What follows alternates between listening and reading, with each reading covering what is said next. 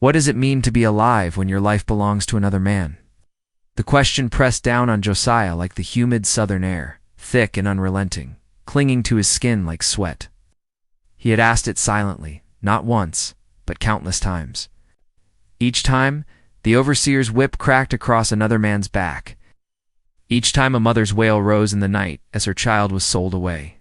Each time the sun rose over the endless rows of cotton, pulling them all back into the rhythm of chains and labor. Josiah had been born into slavery. Though sometimes, in the stillness before dawn, he tried to imagine the impossible what it might feel like to breathe free air. His mother had whispered to him as a child about a different world, a world she had only half remembered before the chains. He could barely recall her face now, only the warmth of her hands and the rhythm of her lullabies. She had been sold when he was 8. That was the day Josiah had learned what it truly meant to be owned. On the Hargrave plantation, life was a pattern of exhaustion and fear. The day began before the roosters crowed. Overseer Brant, a man whose face was as hard as the iron buckle he carried, would drag the men from their shacks. His voice was gravel, his eyes sharp as blades, and his whip never rested long. Up to the fields, vermin. The master don't pay for you to sleep. The master, Dr. Silas Hargrave. He was different from most slaveholders Josiah had heard of. Wealthy, educated, with a reputation that stretched far beyond his land. His fields produced crops, yes, but his pride was not the cotton or the tobacco. His pride was knowledge. He fancied himself a man of science, a physician, but the slaves whispered another name for him, the butcher. Josiah had first seen Hargrave up close when he was just 16. The man's hair was streaked with gray, his beard trimmed sharp.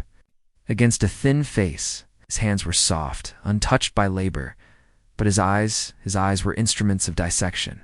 Cold, calculating, they scanned Josiah's body not as one might look at a man, but as one might study a specimen.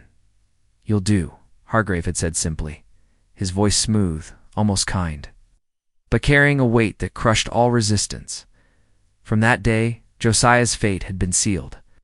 While the others bent beneath the scorching sun in the fields, Josiah was pulled into the house, into a different kind of bondage. His chains were not rows of cotton or sacks of grain. They were the gleaming instruments in Hargrave's barn-turned laboratory, the shackles of straps and knives, the silent walls that swallowed screams. But before the laboratory came the labor of the body. Josiah still worked, still endured the overseer's cruelty. The lash of Brant's whip still found his back when his steps slowed, when his gaze lifted too high. He carried water, split wood, hauled loads so heavy his shoulders bled raw. Every slave knew there was no mercy here. Their food was meager cornmeal, scraps of pork fat, stale bread, if the master was feeling generous. Their rest was little more than a collapse onto wooden planks, bodies pressed together in shacks that smelled of sweat, blood, and sorrow. Yet within this endless suffering, there were fragments of humanity, song hummed under breath in the fields. Carrying the rhythm of ancestors, a mother cradling her child for just a moment longer before the overseer shouted, a glance, a touch, a whisper shared in the dark. Josiah lived for those fragments, but Hargrave saw none of it. To him, slaves were flesh and function.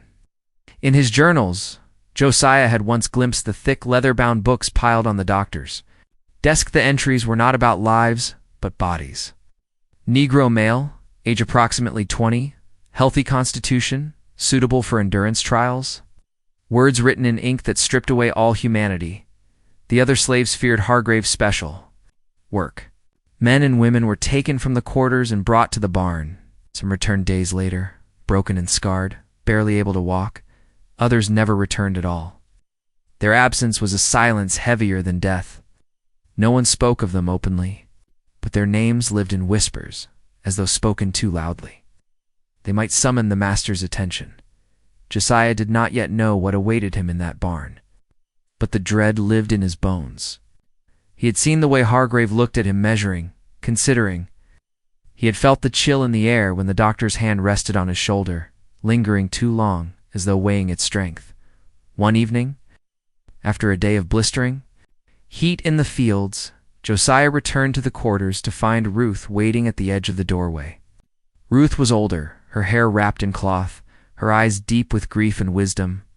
She pressed a tin cup of water into his hands, her voice a whisper. "He's watching you, Josiah. The master's eyes have been on you for weeks now." Josiah lowered his gaze, the water trembling in his hands. "I know." You must pray," Ruth said softly. "Pray the Lord shields you, though I don't know if he listens here." Josiah had long wondered the same. On Sundays, Hargrave allowed a preacher, a slave himself, to recite scripture, twisting verses about obedience and servitude into chains for their spirits. Still, some clung to faith, even if it was only in whispers, in hidden songs of deliverance. That night, as Josiah lay on the hard planks beside the other men, he could not sleep. The stars pressed through cracks in the roof, faint and unreachable. His body ached from the day's labor, his back lined with scars old and new. But it was not the whip that haunted him. It was the certainty that something worse awaited him. The plantation was a cage, but the barn was a tomb, and he was being led toward it. When the morning came, it came with chains. Brant stormed into the quarters, his whip coiled in hand, his voice sharp. "Josiah, master, wants you in the barn." The room went silent. The men turned their eyes away, some in pity, some in fear. Ruth from across the quarters mouthed a prayer. Josiah stood slowly, his legs trembling though he forced them steady. He knew better than to resist. The whip would punish defiance, and the barn would claim him regardless. He followed Brant across the yard, past the rows of cotton shimmering under the rising sun, past the smoke of the cookhouse, past the fields. Where men and women bent their backs once more, the barn loomed ahead, its doors shut tight, its wood darkened with age. Josiah had always hated the smell that seeped from a mix of alcohol, its blood and something acrid that turned the stomach. Brant shoved him forward. Inside, the door creaked open, and Josiah stepped into a world of shadows and steel. The barn was dim, lit only by a row of lanterns along the wall. Their glow cast long, trembling shadows across the wooden beams. The smell hit Josiah first: sharp alcohol, coppery blood, and the sour stench of sweat baked into the floorboards. A table stood at the center, not for crops or tools, but for men. Thick leather straps dangled from its sides, stiff and cracked from use. Beside it, a tray of instruments gleamed faintly. Knives of different sizes, saws with serrated edges, curved needles threaded with gutstring, glass jars filled with murky liquids. A faint buzzing filled the air, flies gathering at the corners. Fattened on whatever had spilled here before, Josiah's breath caught in his throat. He knew without being told that this was no place for healing. Dr. Silas Hargrave emerged from the shadows like a figure from a nightmare. He wore a clean linen shirt under a waistcoat, his sleeves rolled neatly to his elbows. His beard was freshly trimmed, his hair combed back. He did not look like a man who belonged in a barn. He looked like a man who belonged in a study, in front of books and scholars. But his presence here only made the room more chilling. "Ah, Josiah," Hargrave said, his voice calm, almost warm. I've been waiting for you." Brant shoved him forward, and Josiah stumbled, catching himself before he fell. The doctor's eyes scanned him, traveling from his shoulders down to his legs, lingering as though he were appraising livestock. "Yes," Hargrave murmured to himself. "Strong, healthy, musculature, well-developed. Precisely what I need." Josiah kept his eyes on the floor. To meet the master's gaze was to invite punishment. Hargrave stepped closer, his polished boots clicking against the wood. He circled Josiah slowly, like a wolf studying prey. "Tell me, boy," he asked softly, "do you know why you're here?" Josiah's throat tightened. "No, master." "You're here," Hargrave said, his voice lifting slightly, "to serve a greater purpose than the fields. Cotton and tobacco feed the South. Yes, but what I do here will feed the future of medicine itself." He paused, and there was a flicker of excitement in his eyes. "White men will learn from my work. It will save lives because of you." Josiah remained silent, though every word made bile rise in his throat. Hargrave leaned closer, so close. Josiah could smell the faint trace of tobacco on his breath. You should be proud. Most of your kind die nameless in the fields. You, however, you will be remembered. He stepped back, motioning toward the table. Strap him down. Strap him down. Brant's hand clamped onto Josiah's arm, dragging him toward the wooden table. Josiah resisted on instinct, his feet digging into the floor. Fear roared in his chest, hot and wild, but the overseer's grip was iron. With a shove, he forced Josiah onto the table, pressing him flat against the wood. Leather straps tightened around his wrists, his ankles, his chest. The more Josiah struggled, the deeper the straps bit into his skin. His heart pounded, his breath ragged. Hargrave moved with meticulous calm, setting tools in order on the tray, dipping cloth into a jar of alcohol. The sound of glass clinking against metal was louder than thunder in Josiah's ears. Pain, Hargrave said conversationally, as though lecturing in a classroom, is the body's language. It tells us where the limits lie. But what if we could silence that language? What if the Negro body could reveal truths that no white patient would endure long enough to show us?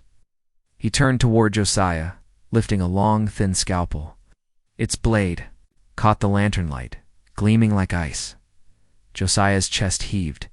Please, master. His voice cracked. Hoarse. I'll work harder, stronger in the fields.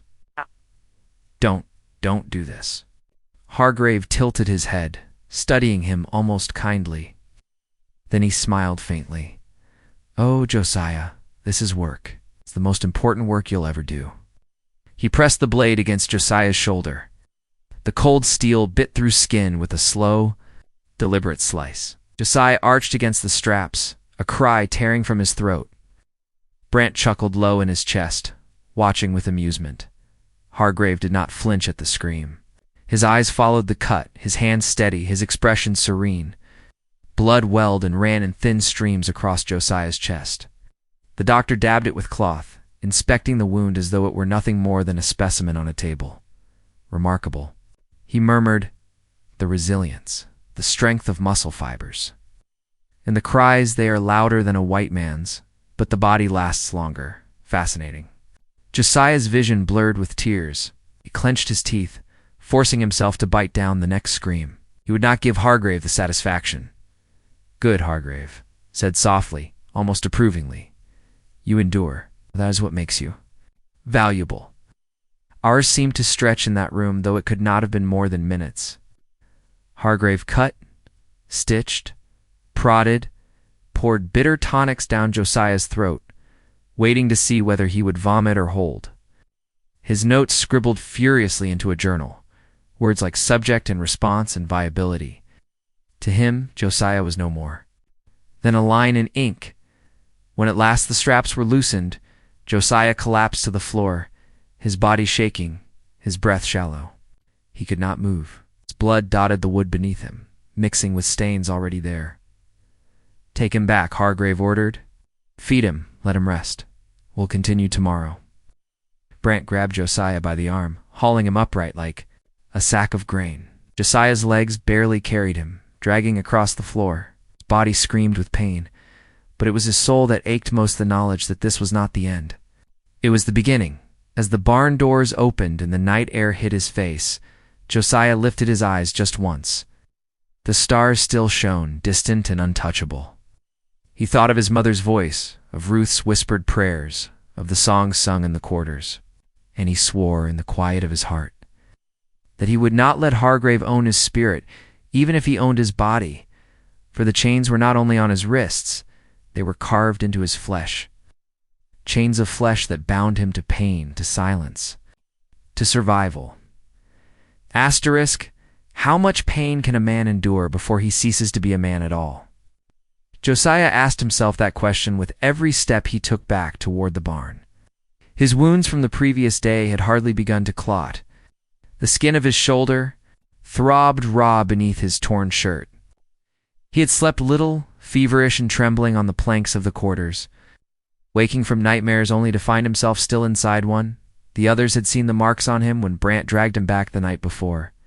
They had looked away quickly, as if the sight alone might summon Hargrave's attention upon them. Only Ruth had met his eyes, her face lined with sorrow. She had pressed a damp rag to his shoulder in the dark, whispering words from a song older than either of them. Words in a language Josiah could not fully understand, but felt deep in his bones. For a brief moment, it steadied him, but morning brought no mercy. "On your feet, boy," Brant barked, kicking at his side. "Master Hargrave wants you again." The dread was heavier this time because Josiah knew what awaited him. The instruments, straps, the blade. He moved as though led to a gallows, each step a sentence. His wrists still bore the red welts of leather restraints, and his stomach knotted with nausea before he even saw the barn inside. The air was thicker than before. Hargrave stood waiting, a fresh journal open on the table beside him. His instruments had been cleaned, laid out in careful order like a priest preparing his altar. "Good," Hargrave said, his eyes bright. "He survived the first session. That is promising." Josiah did not speak. His throat was dry, his lips cracked. He thought of Ruth's ragged lullaby, of the slaves' whispered prayers, and tried to hold them like a shield in his chest. The straps tightened once more, binding him to the wooden table. Josiah clenched his jaw, his body rigid. He would not give Hargrave the pleasure of begging. The doctor's voice flowed steadily, a lecture only he understood. "Today we shall test the endurance of the circulatory system. Negro blood, I believe, holds greater resilience. I will prove it." He lifted a thin blade and drew it across Josiah's arm in a deliberate line. Josiah hissed through his teeth, refusing to scream, though fire ripped up his nerves. Hargrave leaned close, watching as blood welled and spilled. He pressed a cloth against it, then removed it, recording how quickly the flow slowed. "Remarkable," he murmured. "The body fights to heal itself with astonishing speed. More quickly than a white subject." The words washed over Josiah like acid. "Not man. Not person. Subject," the doctor continued, inserting a crude glass tube into the wound, siphoning blood into a jar. Josiah's vision swam, his body weakening as his lifeblood filled the container. He clenched his fists, his nails cutting crescents into his palms. Brant chuckled from the corner. "Never seen one last this long, Master. Usually they pass out by now." "Exactly," Hargrave replied, eyes alight. "Josiah is strong. His body will reveal truths others could not." When the jar was filled, Hargrave poured bitter liquid into a cup and forced it against Josiah's lips. "Drink." Josiah turned his head away, but Brant pinched his nose shut until his mouth opened for air. Liquid burned down his throat, acrid and foul. His stomach revolted instantly, but Hargrave gripped his jaw, holding it shut. "Swallow it. Every drop." Minutes later, Josiah convulsed, retching violently against the restraints. The overseer laughed, but Hargrave only leaned closer, fascinated. "Excellent. The body rejects, but does not collapse. His tolerance is extraordinary." Josiah lay shuddering, bile stinging his mouth, sweat beading his forehead. His breath came in shallow gasps, each one a struggle, yet still he did not scream. The silence enraged Hargrave more than cries ever could. The doctor's hand trembled as he wrote his notes. "He defies even in suffering. That too must be broken." The session stretched endlessly, cutting, stitching, feeding, recording. By the time Josiah was released, his arm was bandaged crudely, his stomach churning with poison. His body sagged against Brant as he was dragged back to the quarters. When the overseer left, Ruth crept to his side. She pressed her hands gently against his arm, her eyes glistening. "They'll kill you," she whispered. Josiah's lips cracked into a faint, bitter smile. "Not yet," she frowned. "Why do you say it like that?" He swallowed hard, his throat raw. "Because he doesn't want me dead. Not yet. He wants me broken first." The words lingered in the dark like smoke. Around them, the other slaves pretended to sleep, but Josiah knew they were listening. He felt their fear pressing in, their silent prayers rising with the night. He closed his eyes, not to rest, but to remember his mother's songs. Ruth's voice, the distant promise of freedom he had never known. They clung to them, for they were the only weapons left to him, and as sleep finally pulled him under, he knew this was only the beginning. The first cut had been made not just on his flesh, but on his spirit, a mark that would never heal, would never heal. If the body is chained, can the spirit still sing? The question haunted Josiah in the long hours after Hargrave's sessions. His body was a map of cuts and bruises, his veins raw from bleeding, his stomach in revolt from bitter medicines. At night, when the barn doors finally closed behind him and the overseer dragged him back to the slave quarters, he still heard the hum of songs in the dark. Songs that rose like fragile threads of smoke, curling through the rafters, refusing to die. The quarters were cramped, wooden shacks crammed with bodies. The air smelled of sweat, smoke, and damp earth. Children whimpered in their sleep. Mothers crooned softly. Men groaned from the day's labor. It was misery, but misery shared. And sometimes in hushed whispers and secret songs, it was survival. Ruth was always waiting for him. She moved quietly, like water slipping between stones. Tending to wounds with stolen herbs she tucked into cloth at her waist. She pressed leaves against Josiah's cuts. Murmuring low prayers, "They say these herbs draw out fever," she whispered one night as she bound his arm. "My mama taught me before they took her." Josiah winced, but stayed silent. Pain had become so constant it felt like another limb. What shook him more was her voice, gentle, steady, human. It reminded him that he was not only flesh for Hargrave's knives. "Why do you help me?" he asked once, his voice rough. Ruth's eyes met his in the dim firelight. "Because you are still a man. They want you to forget that." Them. Her words sank deep, like water into parched soil. Outside the quarters, the overseers kept watch, their boots crunching on dirt, whips coiled in hand. But inside, the slaves whispered. When the night was thick enough, when the overseers... Steps grew distant, voices stirred like wind through reeds. Josiah listened. He heard fragments of stories passed from one tongue to another, stories of Africa, of ancestors who had walked proud and free.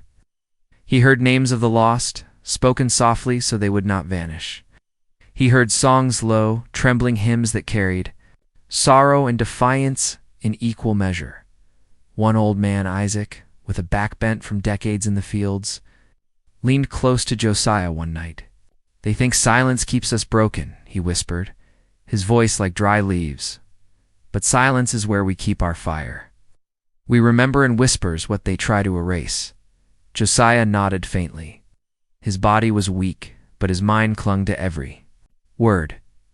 Hargrave's cruelty did not relent. Each day brought a new trial, blood drawn, poisons tested, burns inflicted to watch the skin blister and heal.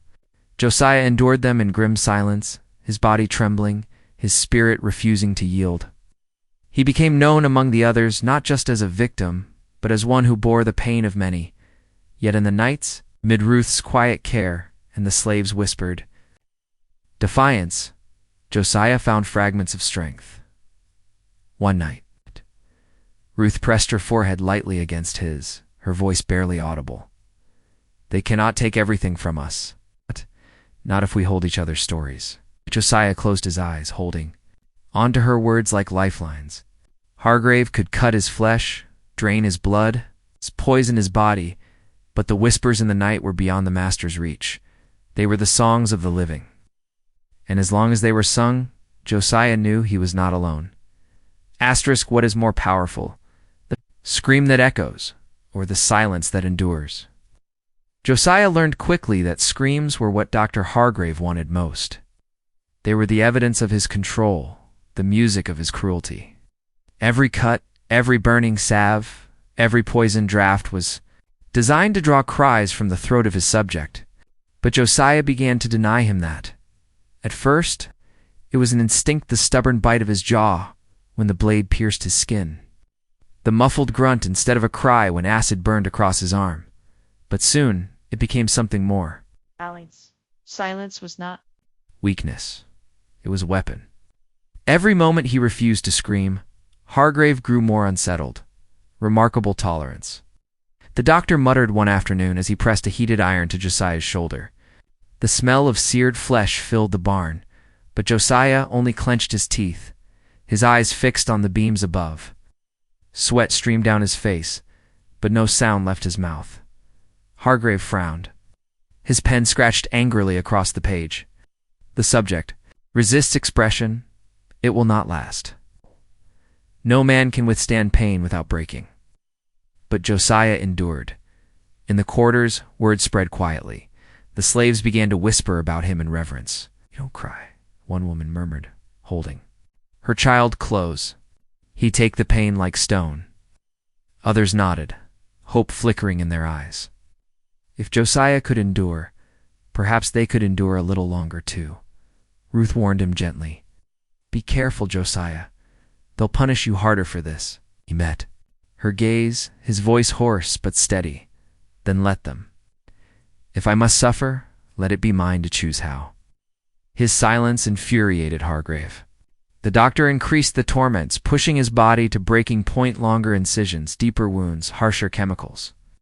He pricked Josiah's skin with needles, watched his eyes as fever racked him, forced him to walk while half faint, with blood loss. Still, Josiah held his silence. It became a battle between them, though only one side knew the terms. Hargrave sought to crush his will, to carve obedience into him with every slice. Josiah, though chained, fought back with the only weapon left to him: denial of satisfaction. The cost was heavy. At night, when the overseer left him in the quarters, Josiah's body shook uncontrollably. Ruth held damp cloths against his wounds, whispering songs into his ear. Sometimes he wept then, quietly into the dirt floor, when no master could hear. But never in the barn, never for Hargrave. One night, as he lay staring through a crack in the roof, he saw the stars sharp against the dark. They reminded him of his mother's lullabies, of the whispers Ruth had shared, that silence itself could be prayer. He pressed the thought into his soul. The weight of silence was crushing, but it was his choice. And for the first time since Hargrave had claimed him, Josiah felt the faint ember of power burn in his chest. What is left of a man when the only light in his darkness is extinguished? Josiah had always feared the day Ruth's name would be called. He prayed in silence every night that Hargrave's gaze would pass her by. But prayers on the Hargrave plantation rarely rose beyond the roof of the slave quarters. It happened without warning. One evening, as dusk settled across the fields and the slaves returned weary from the day's toil, Brant appeared at the doorway. His whip hung casually at his side, his grin crooked with cruelty. "You!" he barked, pointing into the room. His finger landed on Ruth. Her body stiffened. A hush fell over the shack. Mothers clutched their children tighter. Men looked down at the floor, and the fire in the corner crackled in uneasy silence. Ruth stood slowly, her eyes flicking once toward Josiah. He shook his head, almost imperceptibly, his heart pounding in his chest. But there was no defiance that could save her. Brant seized her arm and dragged her into the night, the sound of the barn door closing behind. Her was a funeral bell in Josiah's chest. Hours passed like years. Josiah sat rigid in the shadows of the quarters, his hands clenched so tightly. His nails broke skin. The muffled sounds carried faintly across the yard, shouts, the scrape of metal, and then her scream. It cut through the night, sharp and unending, until it broke into sobs. Men covered their ears. Women wept silently. Josiah stared at the dirt floor, every nerve in his body burning. He had endured the blades, the poisons, the fire, but listening to Ruth's agony was worse than anything Hargrave had done to him. When they brought her back, she was barely recognizable. Her skin was pale, her breath shallow, her body broken in ways no herbs could heal. They laid her on the floor of the quarters, and Josiah rushed to her side. Her hand found his, trembling. "Josiah," her voice was weak, fading. "Don't let them take everything." Tears blurred his vision. "Stay with me, please. Ruth, stay." But the light in her eyes dimmed slowly, gently, till only stillness remained. A wail rose from Josiah's chest, not loud but deep, shaking him to his core. He buried his face against her hand, his tears soaking the earth. Around him, the slaves bowed their heads, grief rippling through them all. Ruth's death was not just loss, it was theft. Hargrave had stolen the only source of comfort Josiah had left, and in doing so, he had ignited something Hargrave could never understand. That night, Josiah did not sleep. Instead, he sat in the corner of the barn, scratching marks into the wooden boards with a stolen nail. Each mark was a record of Ruth, of himself, of every soul broken in this place. The overseers would not see it, the masters would not notice, but the slaves would.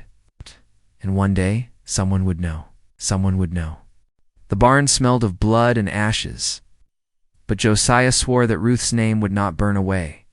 She would live in the wood, in the whispers, in the memory of every scar he bore. And from that night on, Josiah's silence was no longer just defiance. It was testimony.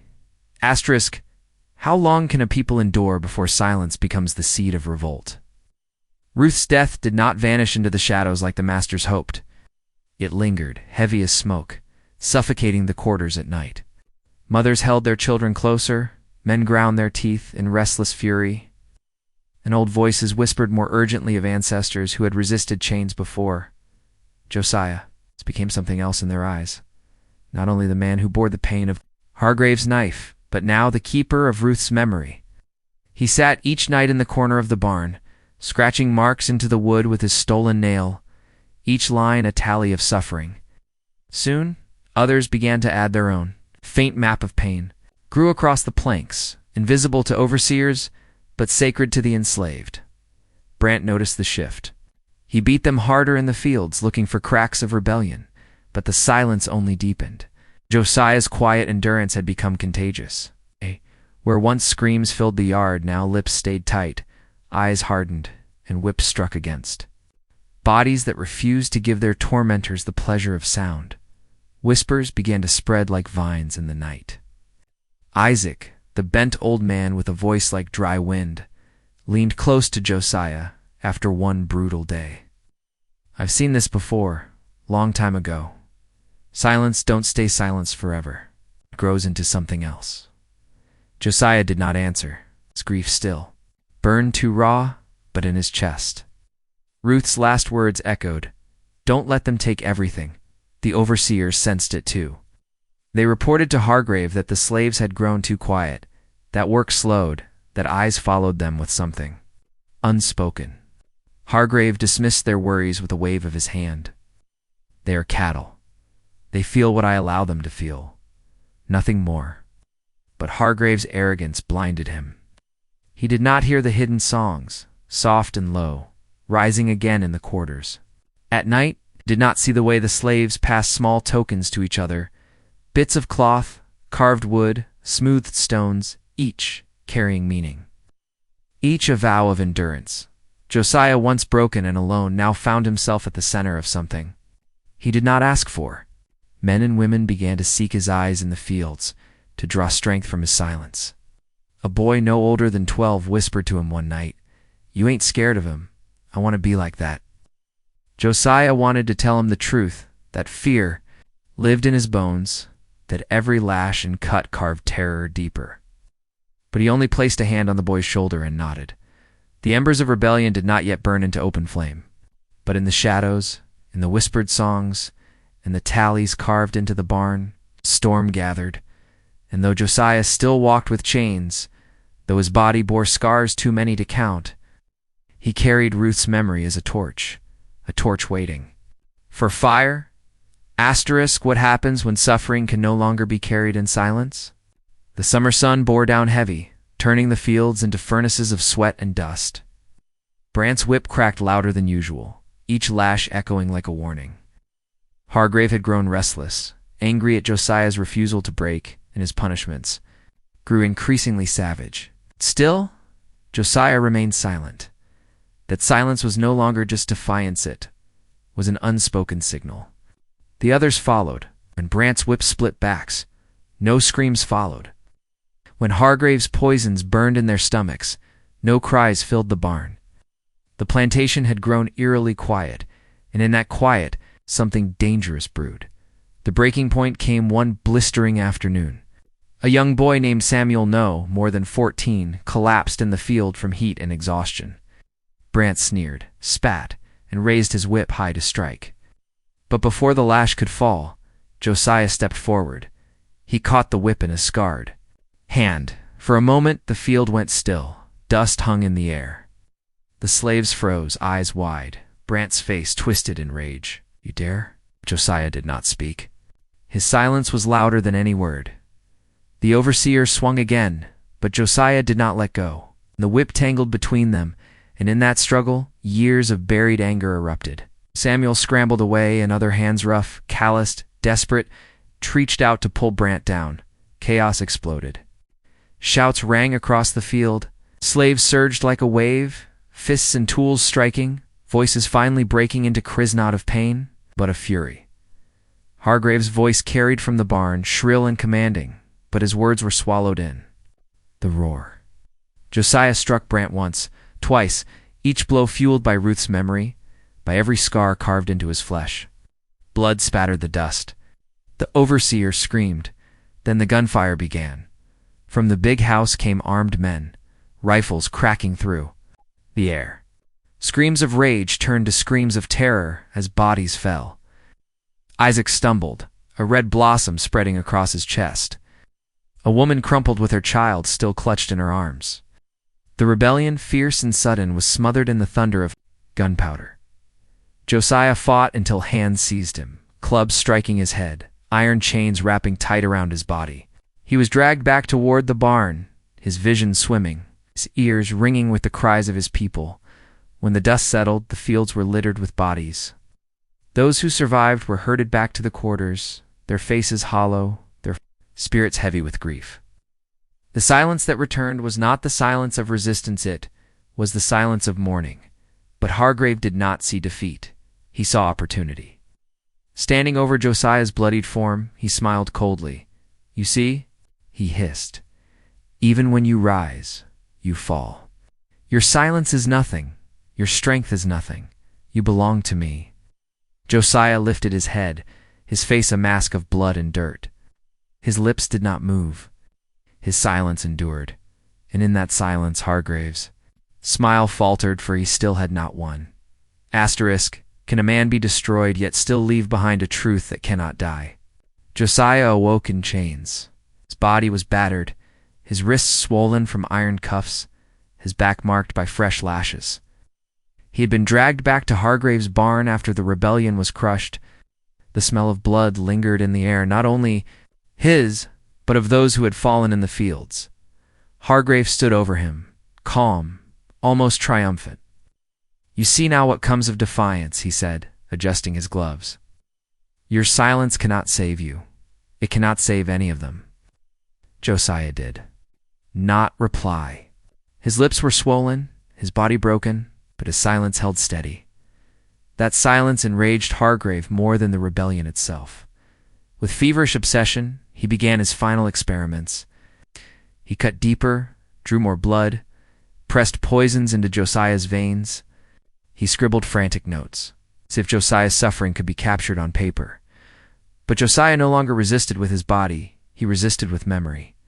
In his mind he replayed Ruth's voice, Isaac's whispers, the songs that drifted through. The quarters at night, every scar was a story. Every wound was testimony. And though his body weakened, his soul carried them all. One night, Ruth's words echoed louder than the pain. "Don't let them take everything." So Josiah carved again.